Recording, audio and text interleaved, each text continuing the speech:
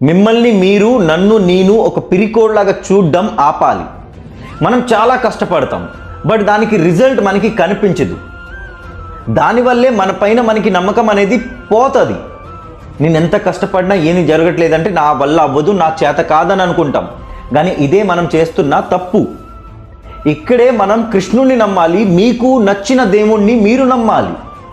Bhagavad Gita chapter 9 shlok number 31లో శ్రీకృష్ణుడు చెప్తున్నారు, ఓ అర్జున, ఒక మనిషి వాడు తప్పు తెలుసుకున్న తర్వాత, ధర్మం కర్మంని తెలుసుకున్న తర్వాత, నిజం తెలుసుకున్న తర్వాత, నా గురించి తెలుసుకున్న తర్వాత ఆడు కానీ నా భక్తిలో వస్తే నేను వాడు చేసిన తప్పుని చూడను, ఈరోజు వాడు చేస్తున్న కర్మంని చూస్తాను. వాడు నిన్నటిదాకా ఎలాగుండేవాడో దాన్ని చూడను, ఈరోజు వాడు ఎలాగున్నాడో అది నేను చూస్తాను.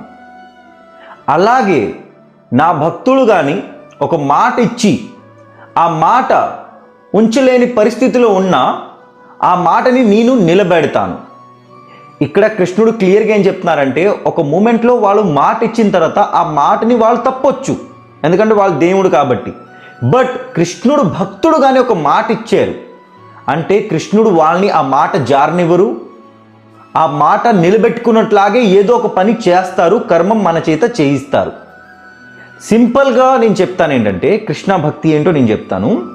నేను ఈ వీడియోస్ చేస్తున్నాను కదా, ఇప్పుడు టైం 8 అయింది. 8:30, 8:40 లోపల ఈ వీడియో నేను రోజు పోస్ట్ చేస్తాను ఈవినింగ్. ఓకే, ఒకప్పుడు ఇదే వీడియో చేయడానికి నాకు 3-4 గంటలు పట్టేది. అలాగే దీన్ని ఎడిట్ చేయాలి, దీనికి సంబంధించిన కవర్ ఫోటో డిజైన్ చేయాలి. కానీ ఇప్పుడు అవన్నీ పనులు నేను ఒక 30 మినిట్స్ లోపల చేసేస్తున్నాను. సో మేబీ నాకు వ్యూస్ రాకపోవచ్చు, లైక్స్ రాకపోవచ్చు, బట్ స్కిల్ వచ్చింది.